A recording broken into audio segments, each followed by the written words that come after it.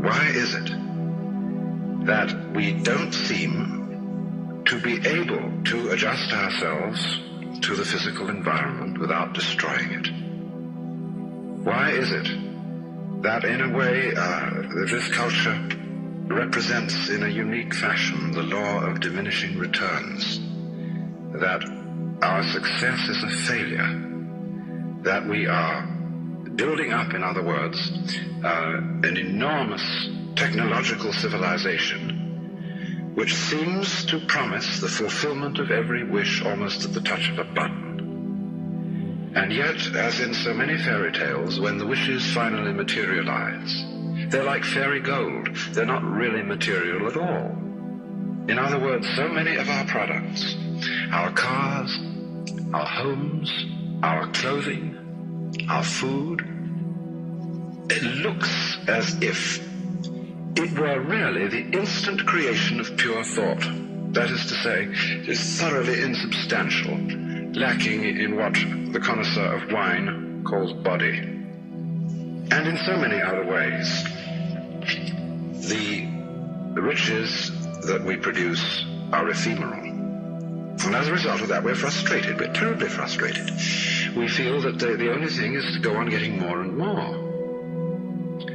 And as a result of that, the whole landscape begins to look like the nursery of a spoiled child who's got too many toys and is bored with them and throws them away as fast as he gets them, plays them for a few minutes. Also, we're dedicated to a tremendous war on the basic material dimensions of time and space. We want to obliterate their limitations. We want to get everything done as fast as possible. We want to convert the rhythms and the skills of work into cash, which indeed you can buy something with, but you can't eat it. And then rush home to get away from work and begin the real business of life, to enjoy ourselves.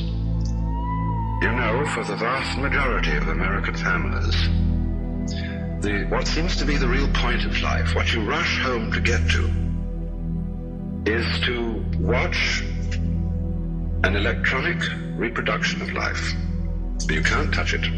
It doesn't smell, and it has no taste. You might think that people getting home to the real point of life in a robust material culture would go home to a colossal banquet or an orgy of lovemaking or a riot of music and dancing. But nothing of the kind. It turns out to be this purely passive contemplation of a twittering screen. You see mile after mile of darkened houses with that little electronic screen flickering in the room. Everybody isolated, watching this thing, and thus in no real communion with each other at all.